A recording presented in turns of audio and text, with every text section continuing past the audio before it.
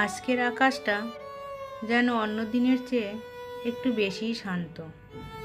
মন্দিরের গর্ভগৃহে রাধা মাধব আর গোপালের যখন শেষবারের মতো ফুল দিয়ে সাজাচ্ছিলাম, হাতগুলো যেন আপনা আপনি কেঁপে উঠছিল। জানি কাল থেকে ওনারা চলে যাবেন, তাই আজকের সাজে একটু বেশি মায়া, একটু বেশি যত্ন মিশিয়েছি। যেন মনে হচ্ছিল ওনারা দুজনে আজ আমার দিকে তাকিয়ে শান্ত হাসছে। সাজগোজ শেষ করে সামনে সাজিয়ে দিলাম প্রিয় ভোগ।